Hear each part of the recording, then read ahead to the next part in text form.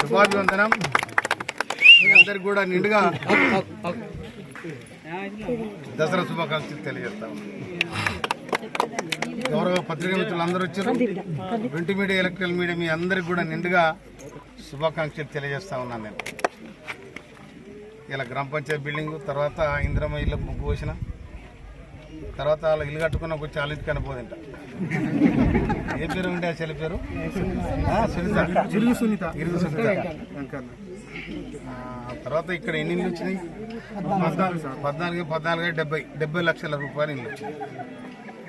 తర్వాత సీసీ రోడ్లకు నేను ఎమ్మెల్యే అయిన తర్వాత మీ అందరి దీవెన వల్ల నాకు ఓట్లేసి గెలిపించారు. నేను గెలిపించిన నారవడం నీ కష్టం, మీకోసం చేయాలి. నేను ఎంతైంది సరే దాదాపు ఈ ఊరికి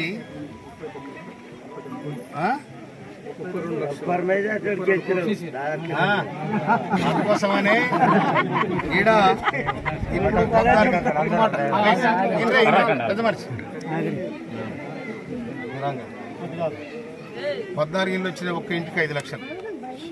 తర్వాత 25 లక్షలు పెట్టి సీసీ రోడ్లు ఇప్పించిన. గ్రామ పంచాయతీ బిల్లుకి 20 లక్షలు. తర్వాత ఇంకా రోడ్లు అన్ని మొత్తం ఈ హెల్త్ సబ్ సెంటర్కి 20 లక్షలు. మొత్తం కలిసి 3,20 లక్షలు వచ్చినాయి ఊరికి. నేను వచ్చిన తర్వాత ఈ రెండేళ్ళుగా నేను వచ్చి ఇంకా 32 కోట్ల పని. తర్వాత ఎవరు చేయని పని, కాకపోతే 4 రోజులు లేట్ అయితే కానీ ఆ బ్రిడ్జ్ అయిపోయింది అనుకో, మీకు ఎంత మంచిగా ఉంటుంది. 90% నేను ఒక మాట, ఈ వరదలు ఇవన్నీ రాకపోతే బ్రిడ్జ్ కూడా కంప్లీట్ అవుతుండే అయిపోయింది. వాడు కూడా కాంట్రాక్టర్ నేను చెప్పినా ఇది నా ప్రాణంతో సమానం ఈ రోడ్డు. ఎందుకంటే నేను ఉద్యమం సందర్భంగా 2001 నుంచి ఈ ప్రాంతం తిరిగిన నేను ప్రతి ఊర్లో నేను తిరగని రోడ్డు లేదు, నేను నడవని ఊరు లేదు. కనుక నేను కాంగ్రెస్ పార్టీ తరఫున టికెట్ వచ్చిన తర్వాత అరే ఉద్యమకారుడు మందల స్వామిలు అని చెప్పి అందరికి గుర్తుపెట్టుకుని నాకు బ్రహ్మాండమైన మెజార్టీ ఇచ్చాను. అందుకోసమనే ఇవాళ రేవంత్ రెడ్డి గారి ప్రభుత్వం వచ్చిన తర్వాత ఇవాళ మీకు అందరికి కూడా కరెంటు బిల్లులు మాపైనాయి కదా, సన్నబియ్యం వస్తున్నాయి కదా. తింటే అమ్ముకుంటురా, అమ్ముకుడు మర్చిపోయినా ఏం చేస్తారు? కుర్తిలో పోతురు, కాంగ్రెస్ ప్రభుత్వం కూడా వచ్చింది, కాలం కూడా బ్రహ్మాండంగా వరదలు వాగులు వంకలు ఏకమై పారుతున్నాయి కదా. అందుకోసమని మీ అందరి పుణ్యం, మీ అందరి పుణ్యం చెప్పేదేనండి. మీరు అందరు ఓట్లు వేస్తే కదా నీకు గెలిచింది. మేమందరం కలిసి మళ్ళా ఓట్లు వేస్తే ముఖ్యమంత్రి అయిన రేవంత్ రెడ్డి గారు.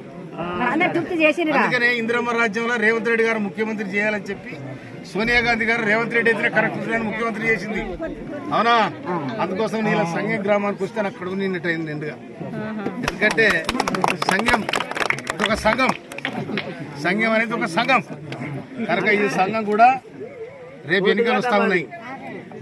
రేపు గ్రామ పంచాయతీ ఎన్నికలు వస్తూ ఉన్నాయి. ఎంపీటీసీ, వార్డు మెంబర్లు, జెడ్పీటీసీ, ఎంపీటీసీలు అందరు వస్తారు. వచ్చినప్పుడు మరి నాకు ఓటేస్తారా? అందరు వేస్తారు కదా.